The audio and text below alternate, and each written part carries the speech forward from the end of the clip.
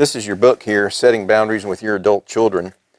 If you would, just look at the table of contents and maybe just pick a few items there and just talk about some of the more important points of some of the chapters there, just for the viewer to hear about. Here's a real, well, there's a lot of keys. I keep saying this is the real key. There are a lot of real keys, but the typical response that a lot of parents have is, but I'm only trying to help.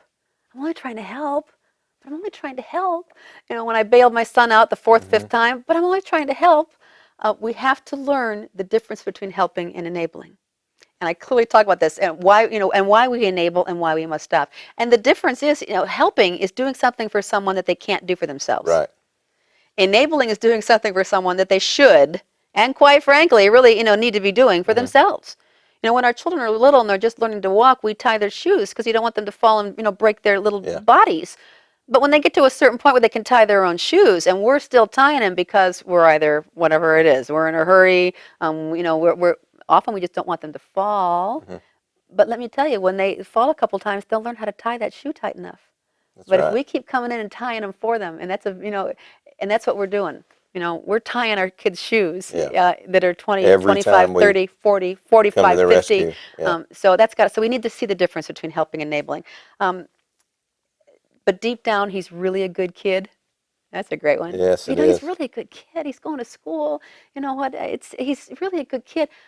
And I say to parents, that's wonderful if you've got a really good kid.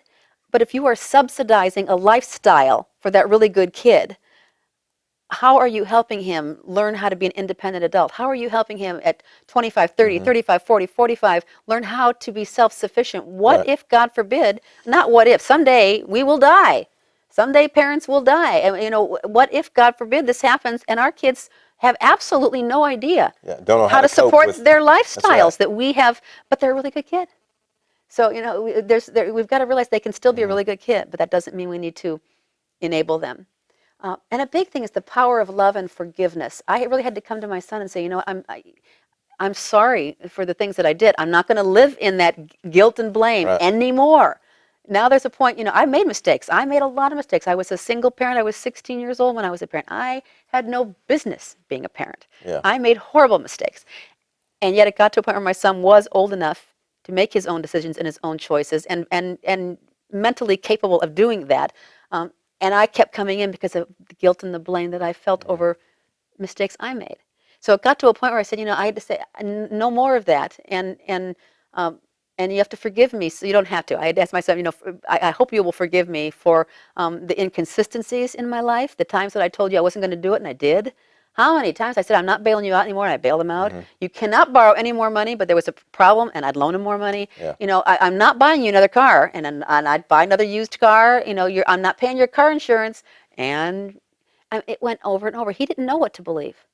He didn't know. You just trained him to continue to exactly. So I did get to a point, yeah. No more. But then that comes back to where I had to change. I couldn't make him change. I sure wanted him to. I sure tried for a lot of years. I get the kid lists until, the cows came home. You got to do this, you got to do this, and finally I said, you know what? This isn't working. And we realized this is not working, so then what does work? And then I go on to talk about, the 6 SANITY steps. And then there's other vital issues too, like when your child is disabled, or when they are mentally handicapped, or when they do have medication that they need to keep them alive. When do you stop giving your child their insulin shots for them? When do you say, you know what, you're old enough to do this? When do you stop putting out their medication? Because they know if they don't take it, and that's tough. What do we do? If they don't take their medication, they're going to go into a manic depressive episode, or if they don't take their insulin, they could die, but how long are we going to do that for them? How long are we going to hold, hold their hand and say, take your medicine now? And what it comes down to really, when we do that, we're telling them that we don't trust them enough to take care of their lives. I don't trust you to take your own medication. I gotta do that for you. So subsequently, we've got this generation of adults that don't know what they are capable of doing, because they've never really had to come up to the plate and see if they could do it or not. So, and many of them will succeed. And that's a joy. That's a joy to see. I don't want to paint this horrible picture that once all these parents get in their sanity support groups and cut these kids loose, that there's this entire, world of kids out there that are wreaking havoc on everything. Some of them may, but a lot of them will turn around when we're consistent. And when they realize that we are consistent, and they they're going to knock their knees a bit. My son is sitting in jail. I could have let him stay at my house and harbored a fugitive.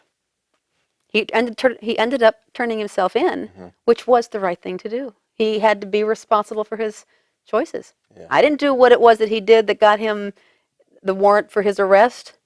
I sure could have, kept him home and harbored him and let him live with me. Not a wise choice. A lot of parents make that choice. It's hard. Setting boundaries is very hard.